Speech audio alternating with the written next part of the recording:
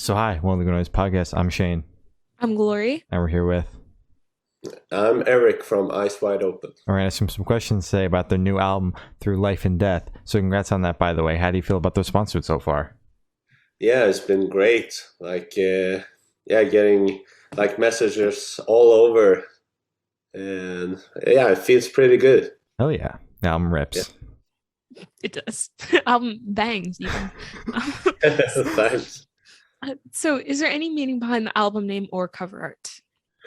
Yeah, we had a lot of discussions about that, and of course, like Through Life and Death is the main title and what sums up the album really good, I think. It's a lot about, inner struggles and also outer struggles like you go through life and death of like friends and family. You have to really cope with that in some way. And so I guess it's a really big name, but it holds a lot in that theme, I think. Okay. And the cover art. Oh yeah, the cover art is made by Blake Armstrong, really good artist, and he's been doing artwork for In Flames and Cataclysm and stuff. And me and Blake had a discussion about the artwork and was really going for something to fit with the lyrics. But he also wanted to get this guy back with the mask that we had on a previous album, and he like reinvented him because he's like, you gotta have this mascot, dude. You gotta. Yeah. Too cool to like throw away. Yeah. And he made that really work with the lyrics, and he made him sit in a eyes wide open world, So that was really cool. So That's is this like scarecrow masked person gonna like carry through into future artworks, or does it stop here? I don't know really. I think it's a really good character, and Blake was onto something. Like it's a good thing to have a mascot for the band that people recognizes, and I think what he did to this character is really well done, and it sticks out in the crowd, It For does. sure. So can you tell us a little about your writing process for this album? It usually starts with me and Christopher, who's the guitarist.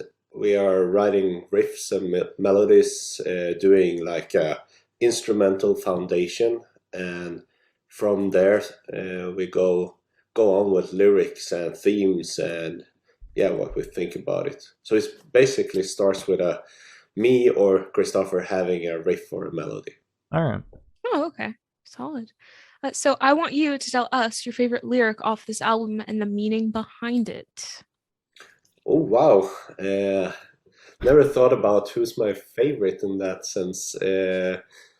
I think Where Death Meets Paradise has a special meaning to me. When I wrote that, I was like thinking I will lose my grandparents and parents sometime, I guess, and I was really getting into that feeling. How would I react? How would I feel? Yeah.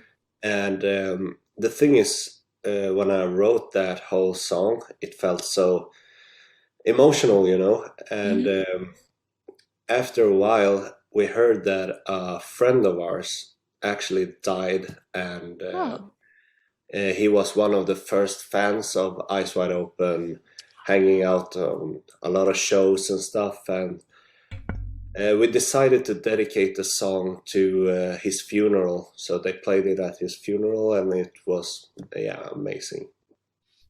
That's It's still I like kind of that. hard to talk about. Sorry. That's all Yeah. good. It's all good. So what song on the album took longest to write, and which one is your personal favorite? Oh, let's see. I think Wildfire was the one we struggled the most with because we had like a different approach to that one, and also we had to like cut some parts and make new ones all the way up to the last mix, I think. So Wow. And my favorite, I think, is End of Days. I love that. It's powerful, energetic, and also really melodic. Mm-hmm. All right. Perfect. So how did the track list for this album come about? Did you write the opener to be an opener, closer to be a closer, just kind of shuffle it, listen through a couple times? What was the process like? You mean the track list? Mhm. Oh yeah.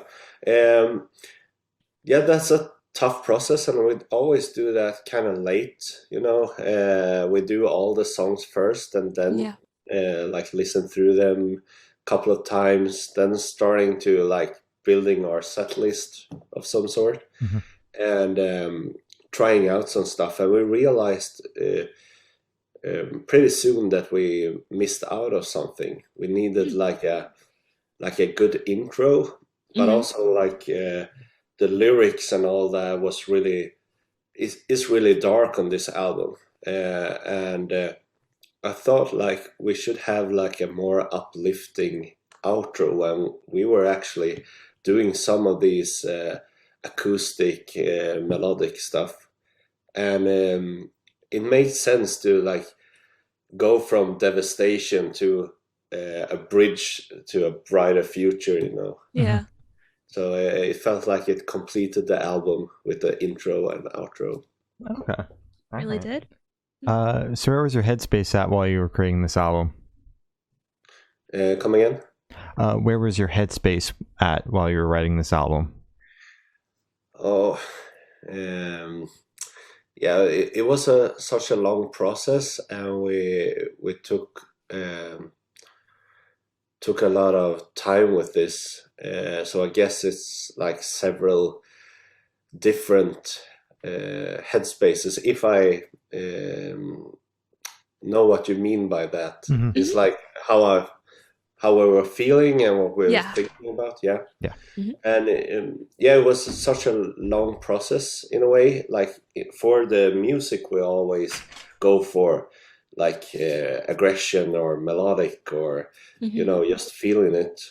But when it comes to the lyrics, it's just starting to feel the instrumentals and then go like what theme does fit with this Mhm. like instrumental tracks.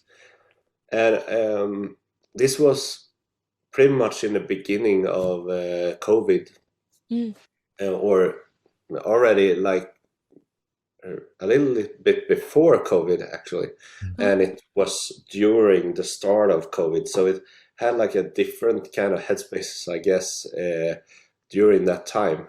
Um, so that's a hard question to just have one answer for, I guess. Mhm.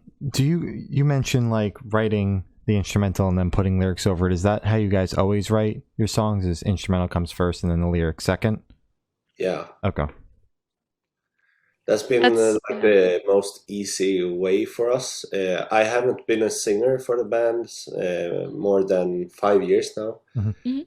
And before that, I was the rhythm guitarist. So we basically always wrote the songs that way. Mhm. Me and Christopher riffing away, and then waited for our vocalist to do his parts. Mhm. But when that changed, we kind of got more efficient, because now we have full control and we can do like the riffing and melodies, and we can Yeah. start like putting lyrical ideas and also like phrasing, and so I think the for our process this has been really good. We've been way better musicians, and keep evolving that all the time. Oh yeah. Awesome. That's sick to hear.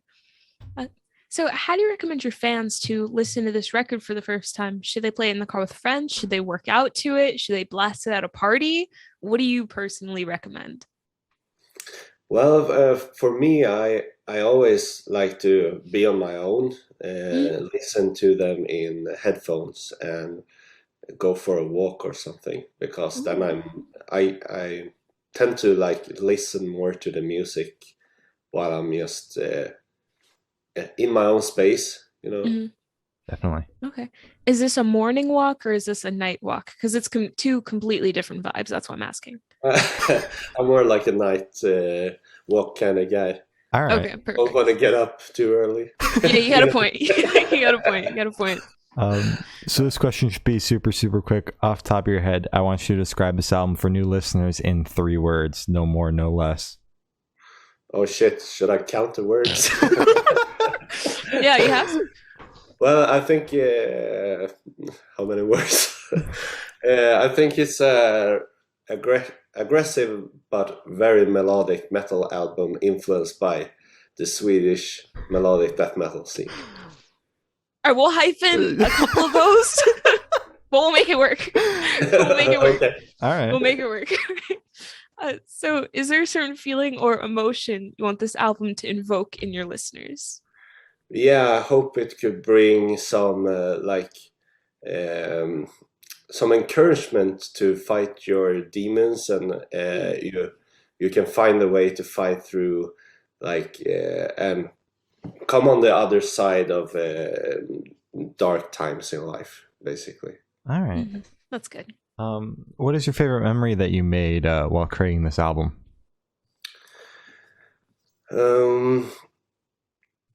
Yeah, I should probably. I feel like it's the thing with our friend Silas, who passed away.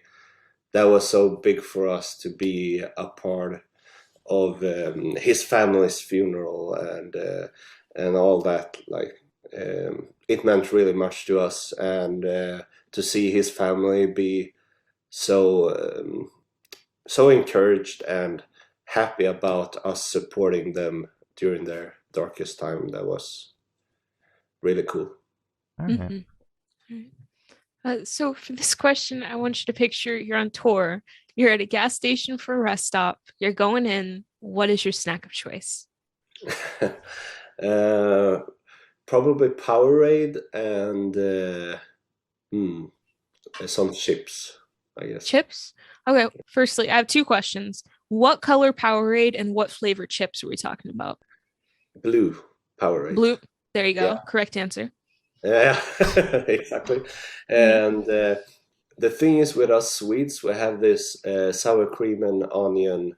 That's like the main thing that goes here in Sweden. Okay. Yeah, I would choose that.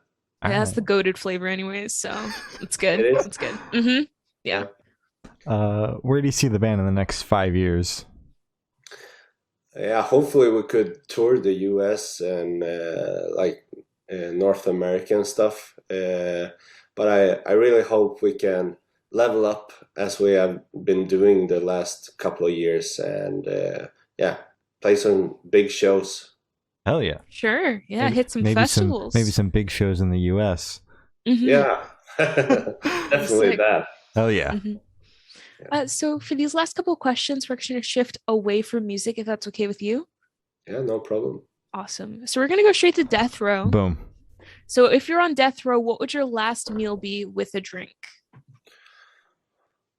Ooh, I would probably take a burger with fries. Okay. I think just go for a Coke. Okay. Mhm. Nice and simple. It's classic. Yeah, I'm a simple guy. Hell Yeah, yeah. that's fair. I love the burgers. Mhm. Same here. They bang. Yeah. So if you could live in one fiction world for a week, where would you live? In a non. In a fictional world. Yeah, fictional. All right. That's a tricky question. I have Mhm. no clue. I can't even come up with anything right now. No, like a book, a movie, a show that you like. Oh yeah. I'm probably playing Dungeons and Dragons with the guys in Stranger Things. You know. Oh, Okay. There you go. There you go. That's perfect. That'd be a lot of fun. That'd be a lot of fun, actually. So I have the honor of asking the last question. Every single person we've spoken to has actually said it is the most important question. Oh really? Yeah. What is your favorite color? Oh, I think it's red, actually. Red. Oh. You have Yeah. a specific shade of red? No. Okay. Guy colors. Red is red. Okay. Yeah, that's fair. All right, fair That's enough. fair. Okay. So as Gloria said, that's all the questions we have today. Is there anything that you would like to plug? Yeah, of course. Like, listen to the new album and stream it everywhere. Buy the vinyls. Really cool. And yeah, see you out on tour. Hell yeah. All right. Awesome. Well, thank you for now. This has been Erik from Eyes Wide Open, and we have been the Good Noise Podcast.